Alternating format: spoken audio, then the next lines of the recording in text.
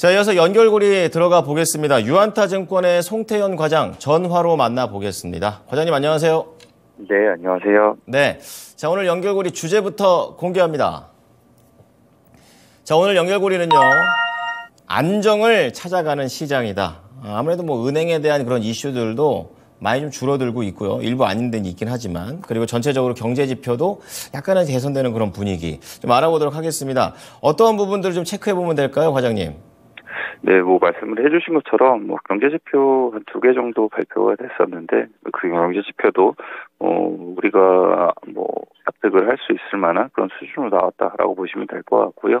은행권 같은 경우에도 계속적으로, 주가에 대한 부분은 조금은 더 지켜봐야 되는 부분이 있기는 할 것 같은데, 그럼에도 불구하고 대부분 일단락되는 이런 흐름이 나오고 있어서 시장은 전반적인 안정의 흐름이 나오고 있는 것이 아닌가라고 생각을 해볼 수 있었던 것 같고요.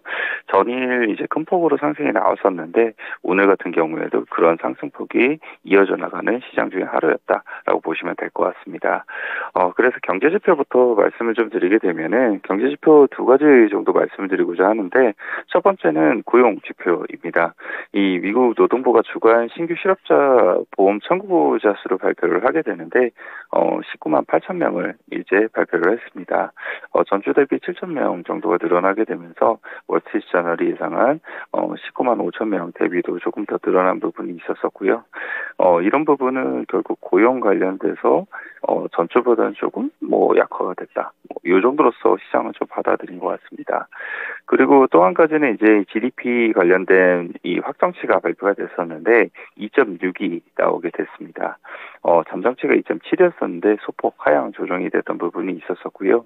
하지만 그럼에도 불구하고 계속적으로 플러스권을 유지를 해줬다는 점, 이런 점에서는 안도의 이 목소리도 나왔던 부분이 있었습니다. 4분기 개인 소비지출 가격지수 같은 경우에는 한 3.7%를 기록을 하게 됐었는데 이 부분은 잠정치하고 동일했다라고 좀 보시면 될 것 같은데 사실상 이제 내일 이제 PCE 지수가 다시 한번 더 발표가 되는 만큼 그런 부분이 어떻게 나올지는 한번 좀 지켜봐야 되는 부분이다라고 보시면 될 것 같고요. 다만 이제 4분기 근원 PCE 지수 같은 경우에는 소폭 올라가게 되고 그리고 개인 소비지출 같은 경우에는 소폭 낮아지게 되는 이러한 부분이 나오고 있어서 일단 조금 이러한 GDP 관련돼서도 우리가 지켜봐야 되는 부분은 필요하기는 하겠지만 어쨌거나 이러한 부분 자체가 시장의 우려를 불러일으킬 만한 부분은 아니다라고 보시면 될 것 같습니다. 그리고 애틀란타 연은이 이제 계속적으로 발표를 하고 있는 GDP 나오 같은 경우에도 24일 기준으로는 1분기 GDP를 3.2%를 전망을 하고 있어서 이런 부분도 시장 심리에는 도움이 됐다라고 보시면 될 것 같고요. 옥스퍼드 이코노믹스는 4분기 이 GDP 확정치에 대한 투자 의견으로 경제는 약간 모멘텀이 약화되어 2022년도를 마무리했다라고 이야기를 했습니다. 신용 긴축과 연준이 올해 정책으로 경제가 타격을 받을 것이다라고 얘기를 하게 됐는데 경기 침체에 대해서 다시 한번 더 언급을 했다라고 보시면 될 것 같고요. 모건 스탠리 같은 경우에는 이 실업수당 청구 건수의 증가나 GDP 전망치의 하향 등이 이 통화 긴축을 목표했던 이 연준의 성과를 달성하고 있음을 보여준다라고 얘기를 했습니다. 그래서 이런 부분이 결국은 통화정책 관련돼서 더욱더 강도를 높일 가능성은 낮아지는 것이 아니냐 이렇게 시장은 받아들이고 있다라고 보시면 될 것 같습니다. 네, 자 경제 지표와 그리고 통화 정책에 대한 부분들의 상관성에 대해서 알아봤습니다. 자, 이어서 이제 은행주 중에서도 찰스 슈왑 얘기를 좀 안 해볼 수가 없습니다. 전반적으로 은행주들이 약화가 되게 된 원인이 됐었는데요. 어떠한 내용에서였습니까? 네, 찰스 슈왑이 한 5% 가까운 하락이 나왔습니다. 모건 스탠리에서 이 투자 의견을 낮췄기 때문인데 이 모건 스탠리는 찰스 슈왑의 고객 예금 유출이 예상하는 속도로 개선되지 않게 되면 결국은 규제 지형이 강화돼서 실적의 전망에 부담을 줄 수밖에 없다라고 얘기를 했습니다. 이 자본 수익률이 전반적으로 낮아지게 될 거고 전략적으로 유연성을 갖는 부분이 제한이 될 것이기 때문에 비중 확대해서 동일 비중으로 투자 의견을 낮춘다라고 얘기를 하게 됐고요. 이에 따라서 한 5% 정도의 하락이 이제 진행이 됐었었는데 이제 이 미국의 정치권에서는 계속적으로 이런 금융 관련돼서 규제에 대한 대한 목소리를 더욱더 높이는 부분이 있습니다. 이 바이든 대통령 같은 경우에도 관련돼서 은행 규제에 대한 부분을 트럼프 대통령 정부 시절에 너무 완화를 했기 때문에 그런 부분이 많은 부분 문제가 된다라고 얘기를 하게 되면서 이 법안에 입법하지 않는 한에서도 규제를 더욱더 많은 부분 늘려야 된다라고 언급을 했던 부분도 있었습니다. 그리고 자닛 옐런 재무장관 같은 경우에도 이 최근 몇 년간 규제권이 완화가 되게 되면서 상당 부분 이러한 규제 완화에 대한 영향을 평가를 해야만 하고 이에 따라서 필요한 조치를 취하는 것이 적절하다라고 이야기를 하고 있습니다.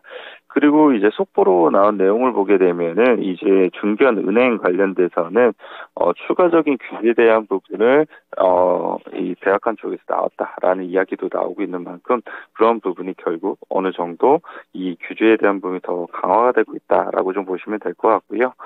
다만 이러한 규제가 계속적으로 강화가 되고 있음에도 불구하고 은행권에 대한 위기에 대해서는 일단락되고 있다는 것이 많은 언론 보도에 대해서 나오고 있습니다. 이 CNBC에서는 은행권 위기가 월가에 대한 우려는 대부분 경감이 된 것으로 보인다라고 언급을 했고요. 이러한 이제 근거로서 이야기를 하는 것을 보게 되면은 은행 관련된 종목이라든지 아니면 ETF에 대한 거래량이 많은 부분 2주 전보다 감소를 했다라고 얘기를 하고 있고요. 그리고 빅스 지수 관련돼서도 빅스 지수가 30까지 많은 부분 올라갔었었는데 현재는 19를 기록을 한다라고 이야기를 하게 되면서 이 은행권 위기가 어느 정도 정점을 지나서 일단락이 되어갔다라고 이야기를 하고 있습니다. 그리고 이제 짐 크레이머 이제 이 앵커 같은 경우에도 SVB 사태가 증시에 호재가 됐다라고 이제 발언을 했던 부분이 있었었는데 이 연준이 은행권 위기에 집중을 하게 되면서 금리 인상이 후순위로 밀려나게 되고 이에 따라서 빅테크를 중심으로 이 증시가 상승이 가능해졌다라고 언급을 했습니다. 그리고 이와 더불어서 연준이 은행권 불안에 따른 신용 긴축이 결국은 금리 인상과 동일한 효과를 줄 것이기 때문에 이러한 부분이 올해 추가 금리 인상 예상치를 크게 하락하게 만들었다라고 언급을 했고요. 결국 이러한 이제 시장 심리라든지 이런 부분이 계속적으로 이런 빅테크라든지 기술주 우위의 시장의 상승의 흐름이 나오게 만들어주고 있는 투자 심리이다라고 생각을 해볼 수 있는 것 같습니다. 자, 이어서 이 업종 분위기도 좀 보도록 하겠습니다. 우선 대형 IT하고 반도체 묶어서 볼 텐데요. 분위기 나쁘지 않았습니다. 세부적으로 어땠습니까? 일단 전반적으로 상승의 흐름이 나왔습니다. 역시 나스닥이 오늘 가장 큰 폭으로 상승을 했었었는데 그런 것의 기저에는 빅테크와 그리고 반도체 이 지수가 전반적인 상승이 나왔기 때문이다라고 보시면 될 것 같고요. 전반적으로 빅테크 같은 경우에 1% 남짓한 상승을 보였었는데 이 마이크로소프트가 오늘 JP모건에서 이 핵심 성장 동력이었던 애저의 부분의 성장세 둔화에도 불구하고 다방면에서 성장 동력이 준비가 되고 있다라고 긍정적인 코멘트가 나왔습니다. 이 사이버 보안이라든지 아니면은 협업 체제인 이 팀스라든지 이러한 앱들이 이 새로운 시장 지위를 확보를 하게 되면서 경쟁력이 상당히 좋아지고 있다라고 얘기를 하고 있고요. 역시 마이크로소프트가 요 근래 이제 많은 돌풍을 일으켰던 AI 관련돼서도 인공지능 기술 도입의 확대는 결국 마이크로소프트의 관심 확대로 연결이 될 수 있다라고 언급을 하게 되면서 상당히 긍정적인 이런 투자 의견을 제시를 했습니다. 이에 따라서 마이크로소프트가 낸 1.3% 정도의 상승세가 나오게 됐고요. 전반적으로 마이크로소프트 관련돼서는 계속적인 긍정적인 투자 의견이 나오고 있는 만큼 투자자분들께서도 관심 있게 좀 보셨으면 좋겠다라고 말씀을 드리고 싶습니다. 그리고 반도체 관련된 지수도 오늘도 추가적인 상승이 나왔습니다. 1.6% 정도 상승이 나왔었는데 이 전반적으로 1% 남짓한 상승이 나왔다라고 보시면 될 것 같고 반도체 장비 업체는 그보다 조금 더 상승이 나온 2에서 한 3% 정도의 이 상승이 나왔었는데 조금 아쉽게도 마이크론 테크놀로지 같은 경우에는 0.7%의 하락이 나오게 되면서 이러한 부분은 국내 시장에 조금은 아쉬운 부분이 되지 않나라고 생각을 해볼 수 있는 것 같습니다. 그리고 인텔 관련돼서 조금 말씀을 드리고자 하는데 이 인텔이 29일 날 이제 투자 인베스터 데이를 진행을 하게 되면서 데이터 센터 제품 로드맵 갱신에 대한 부분을 발표를 했던 부분이 있었습니다. 이 시에라 포레스트 제품의 출시 시기를 2024년도 상반기로 앞당겨 지게 되면서 상당 부분 여기에 따른 경쟁력이 더욱더 많은 부분 좋아지게 될 것이다 라고 언급을 했던 부분이었었는데 이 월가에서는 이제 이러한 부분에 대해서 이번 로드맵 갱신은 인텔이 프로세스 시장에서 주도권을 다시 확보하기 위해서 많은 부분 노력을 하고 있다라고 언급을 했습니다. 인텔이 재차 기술에 대한 경쟁력을 회복하고 있고 그리고 시장 점유율 상실을 막아낼 수 있을 것이다라고 언급을 하게 되면서 인텔 관련돼서 긍정적인 코멘트가 더욱더 많아지고 있다라고 보시면 될 것 같고요. 인텔이라든지 마이크론 테크놀로지라든지 어쨌거나 지금까지 업황에 대한 부분이 안 좋게 되면서 주가에 대한 부분이 상당히 좋지 못했던 부분이 있었었는데 이러한 이제 업황 턴어라운드 그리고 기술력 회복을 위한 이제 좀 더 빠른 움직임 이런 부분이 영향을 미치게 되면서 더욱더 좋은 주가의 흐름이 나올 것으로 기대가 된다라고 좀 보시면 될 것 같습니다. 그래서 국내에서도 이러한 흐름이 계속적으로 연동이 되는 부분이 있게 되는데 일단은 지금 국내에서는 후공정 패키징 관련돼서 조금 더 초점이 맞춰지면서 움직이고 있는 부분이 있다라고 보시면 될 것 같습니다. 하지만 그와 비례되게 공매도도 역시나 늘어나고 있다는 점은 조금은 조심을 해야 되는 부분이다라고 보시면 될 것 같고요. 그 외에도 사실상 이제 메모리 업황이 하락을 하게 되면서 많은 부분 빠졌다가 반등이 나올 수 있을 만한 종목들이 대표적인 종목으로 심팩이라든지 아니면 솔브레인이라든지 아니면 한솔 케미칼이라든지 이런 업체들이 있게 될 텐데 그런 업체들 같은 경우에는 워낙 많은 부분 주가 조정을 받았었기 때문에 계속적으로 분할적인 매수의 관점으로서는 우리가 대응을 할 수 있지 않을까 이렇게 생각됩니다. 네, 자 이어서 성장주 중에서 전기차 그리고 재생에너지 관련해서 추가로 좀 더 들어보겠습니다. 네, 테슬라 주가는 보합권이었습니다. 하지만 이제 주말에 인도대수가 발표를 하게 되는데 이 부분을 상당히 주목을 해야 된다라는 의견이 상당히 많이 나왔기 때문에 좀 말씀을 드리고자 합니다. 이 밸런스 같은 경우에는 주말에 발표되는 테슬라의 1분기 인도대수가 2분기 초의 주가의 흐름을 좌지우지를 하게 될 것이다라고 보도를 하게 됐고요. 이 웨드부시 같은 경우에는 테슬라가 이 수요 자극을 하기 위해서 가격 인하의 전략을 전개를 하게 됐고 큰 호응을 받아왔다라고 얘기를 했습니다. 이러한 호응이 이제는 실제로 인도대수를 견인했을지가 곧 밝혀지게 될 것이다라고 언급을 했는데요. 인도대수가 이 웨드부시에서는 43만 대를 전망을 했고요. 이 월가 전망치가 42만 대 정도를 예상을 하고 있는 만큼 과연 주말에 테슬라가 얼마만큼이나 인도대수를 발표를 하게 될지 이 부분을 우리도 초점을 맞춰야 되지 않나라고 생각을 해볼 수 있는 것 같습니다. 사실 4분기 인도대수를 발표를 하고 나서 테슬라가 13%까지 급락이 나왔다는 점 이런 점을 생각을 해봤을 때 이 1분기 인도대수는 상당히 중요할 수 있다라고 보시면 될 것 같고요. 이와 관련돼서 이제 2차 전지 관련된 국내 업체들 같은 경우에도 추가적인 상승에 대한 기대감이 나올 수 있을 것인지 아니면은 이제 차익이 발현이 되는 좋은 이 구실이 될 것인지가 결정이 될 수 있을 것으로 예상을 해볼 수 있는 것 같습니다. 그리고 신재생 에너지 관련돼서는 이 유럽에서 좋은 뉴스가 나왔습니다. EU가 2030년도까지 27개국 회원 전역의 이 재생에너지의 비중 목표치를 32%에서 42.5%로 상향 합의에 하게 되었다라고 발표를 하게 됐는데요. 2021년도 기준 EU의 재생에너지 비중이 약 22%인 점을 고려하게 되면은 2배가량 재생에너지의 비중을 확대를 하고 있다라고 보시면 될 것 같고요.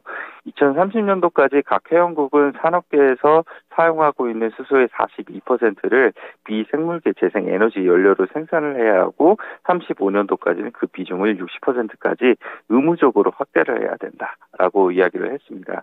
그만큼 이제 이 수소에서 그린 수소로에 대한 전환이 더욱더 많은 부분 지켜져야만 한다라는 부분으로 좀 보시면 될 것 같고요.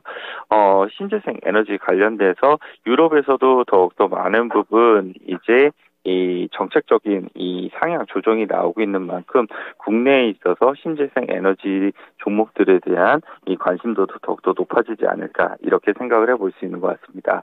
그래서 풍력의 대표적인 종목들인 오스테드라든지 아니면 베스타스 같은 경우에는 4에서 한 5% 정도 지난 밤에 상승이 나왔다는 점도 참고하셨으면 좋을 것 같습니다. 네. 자, 이어서 연결고리 종목으로 넘어가 보겠습니다. 오늘 종목은 바로 이겁니다. CS윈드 신재생으로 보셨네요? 네, 계속 신재생 에너지 쪽이 주가 조정을 좀 많이 받았었었는데, 이 유럽에서에 대한 정책 모멘텀, 그리고 IRA 세부 법안이 31일 날 발표가 하게 되면은 그 관련돼서도 추가적으로 세 공제에 대한 부분이 나올 수가 있기 때문에 관심을 가져보자라고 말씀을 드리고 싶고요. CS윈드 같은 경우에는 미국 내 공장을 갖고 있기 때문에 이 세금적인 혜택이 충분히 받을 수 있는 부분이 있을 것이다 라고 보시면 될 것 같습니다. 이 CS윈드의 미국 법인에 대한 색상 캐파를 보게 되면은 현재 이 4.5기가와트를 이제 가지고 있는데 1년 생산 물량을 4기가와트로 가정을 하게 되면은 이 한 해 받는 세제 혜택이 약 1,500억 정도가 되게 됩니다. 이런 부분을 가정을 해보게 되었을 때 CS윈드가 이 2024년도에 이 공장 증설을 이 6기가와트 중반까지 이제 올릴 것으로 지금 전망이 되고 있고요. 그리고 최종 목표가 9에서 10기가와트까지 늘어난다는 점, 이런 점을 감안하게 되었을 때에는 충분히 주가에 대한 성장 모멘텀으로서 작용할 가능성이 상당히 높다라고 말씀을 드리고 싶고요. 이 미국 법인 관련돼서도 지향에 대한 이 매출 비중이 더욱더 확대가 되고 있는 부분이 있게 되는데 이 연초에 이 관련돼서도 판매 단가를 인상을 진행을 했다는 점은 이 CS윈드의 수익성적인 측면에서도 상당히 도움이 될 수 있다라고 말씀을 드리고 싶습니다. 그리고 CS윈드의 유럽 법인 같은 경우에도 2022년도 말부터 계속적으로 공장 증설에 대한 부분을 진행을 하고 있는데 이 공장 증설이 완료가 되게 되면은 1,000억 원 규모에서 5천억 규모까지도 이 규모가 커진다는 점, 이런 점을 감안하게 되었을 때 유럽의 정책 모멘텀과 상당히 잘 맞아들어갈 수 있다라고 보시면 될 것 같습니다. 그리고 2023년도에 이 CS윈드의 이 실적 전망을 보게 되면요, 매출액이 1.6조를 기록할 것으로 예상을 하고 있어서 전년도 대비 한 19% 정도 증액이 나올 것으로 예상이 되고 있고요. 영업이익 같은 경우에도 1,100억을 기록을 하게 되면서 전년 대비 130% 정도의 이러한 증가 폭이 예상이 되고 있는 만큼 CS윈드가 저가에서부터에 대한 반등력을 기대해보자라고 말씀드리도록 하겠습니다. 네, CS윈드 잘 보겠습니다. 감사합니다. 네, 감사합니다. 네, 연결고리였습니다. 지금 이제 모닝쇼 다음 주부터는 새롭게 개편이 돼서 여러분을 찾아갑니다. 제가 7년 모닝쇼를 쉬지 않고 진행하는 동안 감사한 말씀을 드리고 싶습니다. 이 모닝쇼가 계속해서 유지될 수 있게끔 관심을 가져주신 시청자분들께 감사드리고 특히 저는 모닝쇼를 이 시간대 봐주신 분들께 특히 더 감사를 드리겠습니다. 다음 주 월요일부터 진행되는 생방송 토마토 모닝쇼도 많은 관심 부탁드리겠습니다. 지금까지 투자 판단에 도움이 될 수 있는 정보를 제공해 드렸습니다. 하지만 특정 종목의 상승과 하락을 보장하지는 않으니까요. 이 부분 참고해 주시기 바랍니다. 오늘도 성공 투자하십시오. 감사합니다.